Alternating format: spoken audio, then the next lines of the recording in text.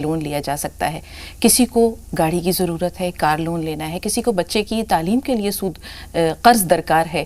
تو ایسے میں ظاہر سی بات ہے کہ بینک سے جو سود لیا جائے گا، بینک سے جو پیسہ لیا جائے گا، اس میں کہیں نہ کہیں سود تو رہے گا. سود حرام ہے، اور حرام جو ہوتا ہے وہ اپنے ساتھ حلال کو بھی لے جاتا ہے. تو مولانا صاحب، ہمارے جو نوجوان سوال کرتے ہیں کچھ اس طرح کے، جس میں وہ جاننا چاہتے ہیں کہ کریڈٹ کارڈ ہے، ڈیبٹ کارڈ ہے، ایجوکیشن لون ہے، ہاؤسنگ لون ہے، کار کو فائنانس کراتے ہیں، تو ان میں کہیں نہ کہیں سود تو ہوتا ہی ہے. اس سے بچا کیسے جائے؟ اور اگر ہم یہ نہیں لیتے تو پھر کاروبار زندگی کیسے چلے؟ الحمدللہ رب العالمین والصلاة والسلام علی رسول الکریم وعلی آلہ وصحبہ اجمعین، اما بعد. اعوذ باللہ من الشیطان الرجیم، بسم اللہ الرحمن الرحیم.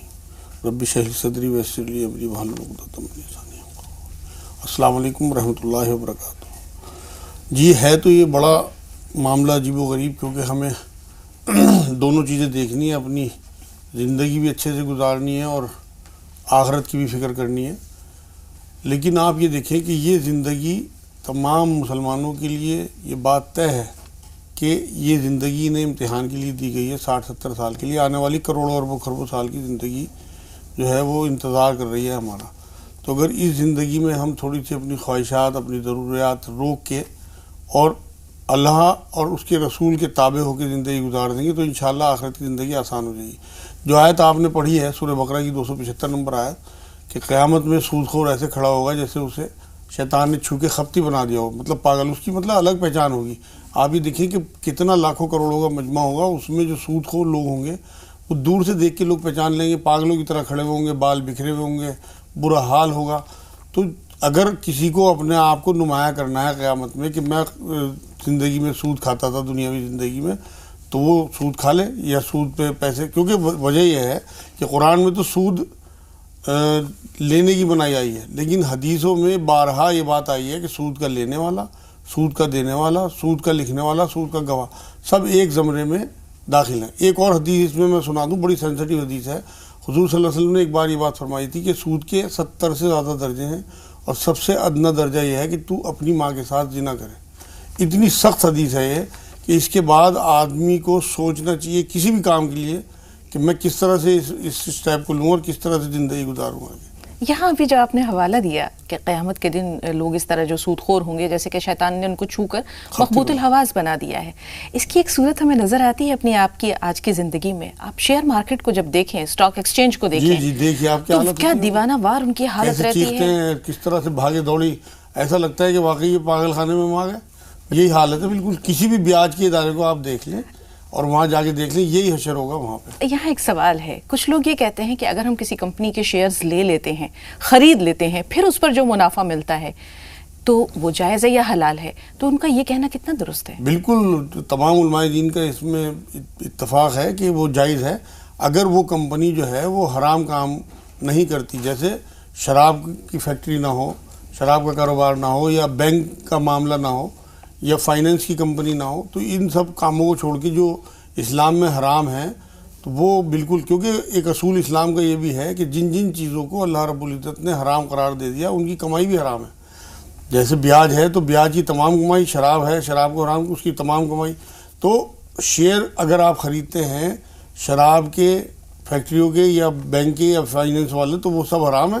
ادروائز تمام جتنی بھی ہماری روزمرہ کی اشیاء ہیں، ان کی جو بھی کمپنیز ہیں، ان کے آپ شیئر خرید بھی سکتے ہیں، بیچ بھی سکتے ہیں، ان میں منافع بھی لے سکتے ہیں، تمام جائز ہے. بالکل. اس میں ایک صورت یہ بھی ہوتی ہے کہ آپ نے ایک طرح سے جس کو کہتے ہیں کہ سٹے بازی بھی ہوتی ہے، خرید لیا اور پھر بیچ دیا، یا بیچ دیا اور مارکیٹ بند ہونے سے پہلے خرید لیا. تو بنا رقم کے استعمال کے اس طرح کا جو کاروبار ہوتا ہے یہ حرام ہے؟ اصل میں اس میں تھوڑا سا اختلاف ہے، کیونکہ اس میں آدمی کا دماغ اور ٹائم سب لگتا ہے، اور وہ ایک سسٹم ہے پورا کا پورا. ویسے تو اسلام یہی کہتا ہے کہ چیز جو ہے وہ پہلے ہاتھ میں آ جائے، اس کے بعد بے کرے. لیکن یہ جو شیئر والا سسٹم ہے، جو لوگ اس طرح سے بیٹھ کے وہ کرتے ہیں، میرے نزدیک وہ جائز نہیں لگتا مجھے. باقی تو اس میں فتویٰ علماء دین سے لینا چاہیے. لیکن جو لوگ شیئر لے کے اپنے پاس رکھ لیتے ہیں اس کے بعد بھی سیل کرتے ہیں، وہ بالکل جائز ہے. اب کریڈٹ کارڈ کی طرف آتے ہیں. مولانا صاحب، لوگ کہتے ہیں کہ آج کی زندگی کی ضرورت بن چکا ہے، کسی نہ کسی روپ میں انسان کو اگر ضرورت ہوتی ہے تو بینکس جو ہوتے ہیں وہ اس طرح کے کریڈٹ کارڈز دیتے ہیں. ایک لمٹ ہوتی ہے اور ظاہر سی بات ہے کہ آپ کو اس میں جو اس کا سود ہے وہ دینا ہی پڑتا ہے. تو اسلام میں کریڈٹ کارڈ، ڈیبٹ کارڈ، ان سب چیزوں کی اجازت ہے؟ ہاں اب آپ نے صحیح پورا سوال کر لیا. کریڈٹ اینڈ ڈیبٹ کارڈ, اللہ رب العزت ہر چیز میں مومنوں کے لیے راستہ نکال دیتا ہے. کریڈٹ کارڈ کا جب آپ فارم بھرتے ہیں تو اس میں کالم یہ ہوتا ہے, بینک کے لکھتا ہے کہ اگر آپ نے 30 دن کے اندر یا جو بھی ان کی ٹائم لیمٹ ہوتی ہے اس کے اندر اگر آپ نے پیسہ ریٹرن نہیں کیا تو آپ کو اتنے % سود دینا پڑے گا. آپ اس پہ سائن کرتے ہیں. حدیث جو میں نے سنائی ہے, سود کا دینے والا, لینے والا, لکھنے والا, گواہ سب برابر ہیں. لیکن اللہ رب العزت نے اس زندگی کو ہماری آسان کرنے کے لیے ساتھ میں ڈیبٹ کارڈ بھی نکال دیا. ڈیبٹ کارڈ آپ کے اپنے اکاؤنٹ میں جتنی رقم ہوتی ہے اسی کے بہاف پہ آپ کو ملتا ہے. تو ڈیبٹ کارڈ بالکل جائز ہے اور کریڈٹ کارڈ بالکل حرام ہے. اب ایک سوال یہ بھی ہے, کہتے ہیں کہ بینک میں پیسے رکھنا بھی حرام ہے. بڑے بڑے جو کاروباری ادارے ہیں یا متمول لوگ ہیں, دولت مند لوگ ہیں, وہ تو ظاہر سی بات ہے ان کی اپنی تعویلیں ہیں. اب چھوٹے چھوٹے کاروبار کرنے والے جو ڈیلی بیسس پہ کچھ نوکری کرتے ہیں یا کاروبار کرتے ہیں, سبزی فروش ہے, مچھلی فروش ہے, پھل بیچنے والا ہے, اب یہ اپنے پیسے تھوڑی سی بچت کرنا چاہتا ہے. ظاہر سی بات ہے کہ ان کے گھر جیسے آپ جانتے ہیں مخدوش ہوتے ہیں, کوئی بھی چوری کر سکتا ہے, تو یہ اپنے پیسے کہاں رکھیں؟ یہ بینکوں میں ہی رکھیں اپنے پیسے, لیکن اپنے اکاؤنٹ کرنٹ اکاؤنٹ کھلوائیں جس میں انہیں ایئرلی تھوڑا بہت کچھ سروس دینی پڑے گی بینک کو, بلکہ الٹا 100-200 روپیہ بینک والے کاٹتے رہتے ہیں سالانہ. لیکن وہ سیونگ میں نہ ڈالیں, کیونکہ سیونگ اکاؤنٹ سے انہیں انٹرسٹ ملے گا اور اس انٹرسٹ کو وہ اپنے سائن سے نکالیں گے. اصل میں تو سود کا لینا ہی سب سے بڑا حرام معاملہ ہے, اور یہ سمجھ لیجئے آپ کہ ان کے سائن سے وہ پیسہ نکلے گا, اور وہ اگر اس کا کوئی اور استعمال بھی کرتے ہیں نکالنا تو انہیں اپنی سائن سے پڑے گا. اس لیے میرا یہ میسج ہے تمام مسلمانوں کو کہ اپنے تمام اکاؤنٹ جو ہیں وہ کرنٹ کرا لیں. ایک اپلیکیشن دے دیں, یا تو سیونگ اکاؤنٹ کو اپلیکیشن دے کے نان جو ہے وہ انٹرسٹ لکھ کے دے دیں اپنے لیے, یا پھر سارے اکاؤنٹ اپنے کرنٹ کرا لیں. دونوں ایشو ہو سکتے ہیں بینک میں. میں نے خود کرائے ہیں اپنے, میرے تمام اکاؤنٹ الحمدللہ کرنٹ ہیں, اور وہ سب بینک والے کر دیتے ہیں. آپ کے جو پرسنل نام کے انڈیویجول اکاؤنٹ ہیں وہ کرنٹ کھل سکتے ہیں. تھوڑی سی آپ کو ان سے سمجھانا پڑے گا. ایک سوال اور ہے اس سے پہلے کہ ہم کمیٹی کی طرف آئیں.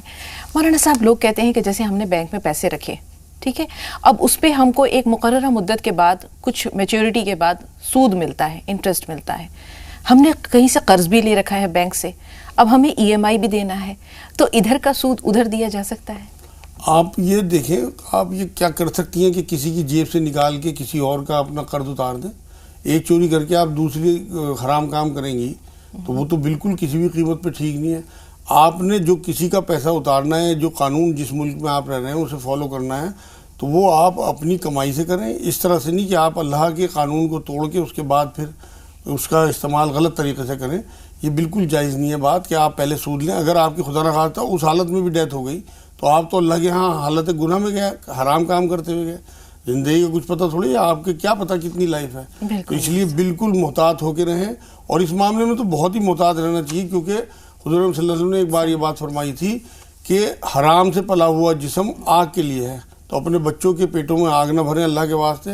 ان کے لیے پاک کمائی, حلال کمائی چاہے تھوڑی ہو, ان کی زندگی جو ہیں آپ انہیں سمجھائیں, میانہ روی اختیار کریں. حضور بیچ کا راستہ اختیار کرنے کی ہمیشہ تلقین کرتے تھے. اس کی وجہ یہی تھی کہ آپ بہت زیادہ بناوٹ, تصنع یا ڈرامے بازی میں نہ آئیں دنیا کو دیکھ کے, بلکہ یہ سمجھیں کہ ہماری یہ زندگی جو ہے یہ امتحان کے لیے 60-70 سال کی, اس کے بعد ہماری عیش ہی عیش ہے. کیا یہاں عیش ہوگی جو وہاں عیش ہے. بالکل ماں صاحب, چوری تو چوری ہے, اور یہ دیکھیں کہ ہم دھوکہ کسے دے رہے ہیں. جی تو اپنے اپنے جواز لوگ دیتے ہیں, اپنی اپنی تعویلیں پیش کرتے ہیں, لیکن اللہ تعالیٰ نے انسان کے اندر ایک چیز رکھی ہے جو اس کا ضمیر ہے, اور جہاں پر وہ کھٹکتا ہے تو اس کا مطلب ہے کہ کچھ غلط ہو رہا ہے. ہم اکثر دیکھتے ہیں ہمارے ہاں سوالات آتے ہیں کہ بہت پریشانیاں ہیں, بیماریاں ہیں, بچے پڑھائی میں دل نہیں لگا رہے ہیں, لڑکی کی شادی نہیں ہو رہی ہے, دنیا بھر کے جو مسائل ہوتے ہیں ان میں کہیں نہ کہیں ہم یہ دیکھتے ہیں کہ کچھ غلط ہوتا ہے. اور غلط اسی صورت میں ہو رہا ہوتا ہے کہ ہم اپنے بچوں کی پرورش کرتے ہیں سود کے پیسوں سے, لڑکی کی شادی کرتے ہیں سود کے پیسوں سے, کاروبار کرتے ہیں سود کے پیسے سے, مکان کی تعمیر ہوئی ہوتی ہے کہیں نہ کہیں سود کے پیسوں سے.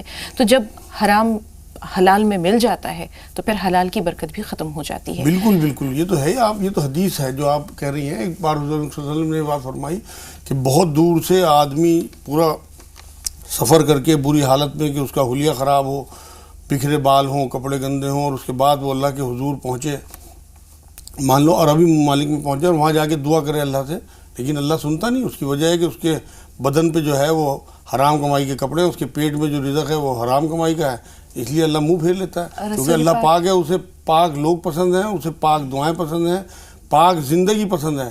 اللہ کبھی بھی ناپاک لوگوں کی کوئی بھی بات نہیں سنتا جب تک وہ اپنے آپ کو پاک نہ کر لیں.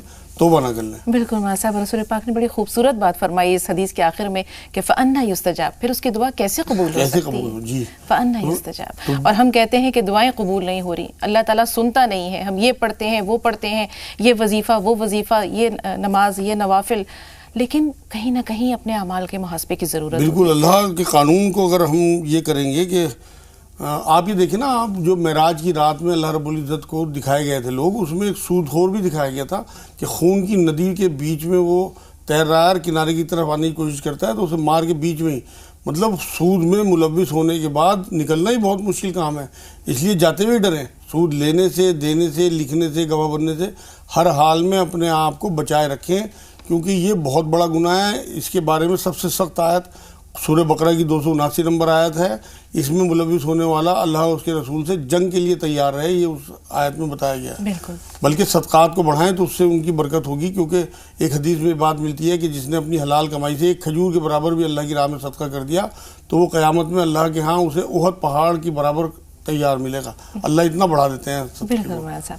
تو اب ہم آتے ہیں کمیٹی کی طرف. کمیٹی کی بھی مختلف صورتیں ہوتی ہیں، کچھ کہتے ہیں کہ کمیٹی جو ہے وہ جائز ہے، کچھ کہتے ہیں ناجائز ہے.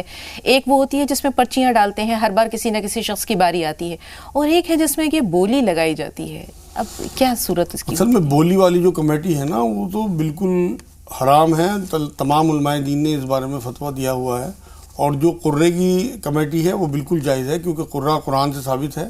آپ یہ دیکھیں حضور اکرم صلی اللہ علیہ وسلم سے بھی ثابت ہے کہ وہ جب کبھی سفر پہ جاتے تھے تو ازواج مطہرات میں سے کسی ایک کا قرہ ڈالتے تھے، جس کا نام آ جاتا تھا اسے ساتھ لے جاتے تھے.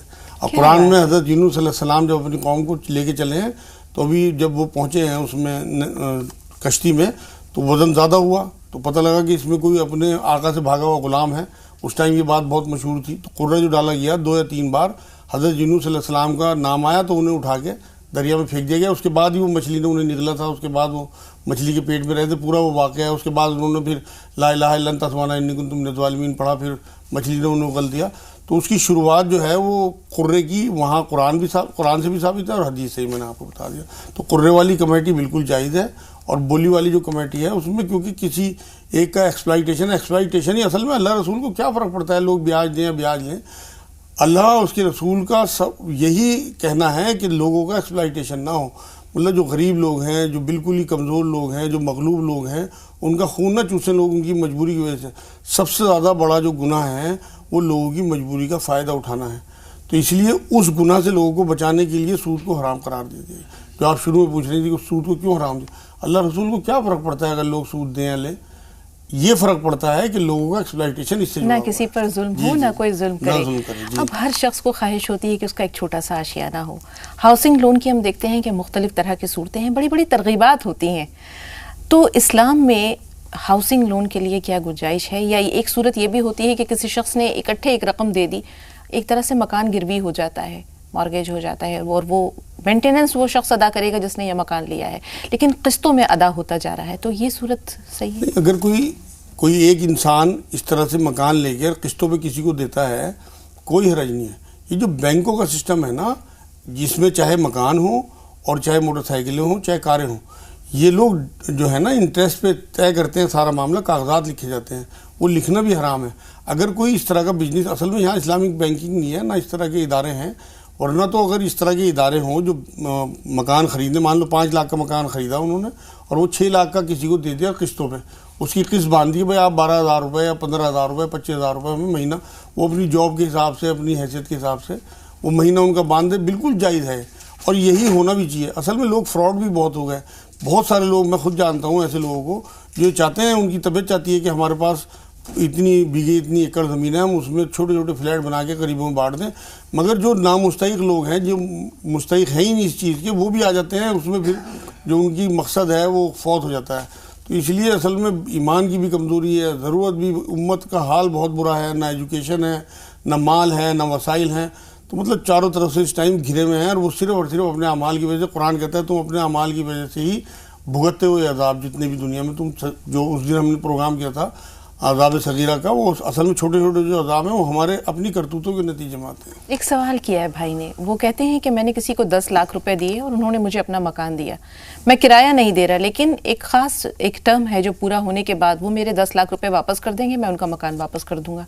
کیا یہ صورت صحیح ہے؟ بالکل صحیح نہیں ہے. اصل میں تو بات یہ ہے کہ ایک حدیث یہ ملتی ہے، کچھ لوگ تو کہتے ہیں حضرت علی رضی اللہ تعالیٰ عنہ کا قول ہے، اور کچھ کہتے ہیں یہ حدیث ہے کہ جو قرض نفع کھینچے وہ حرام ہے. اسلام کہتا ہے کہ برابر کی شراکت ہو، اس میں بزنس ہو.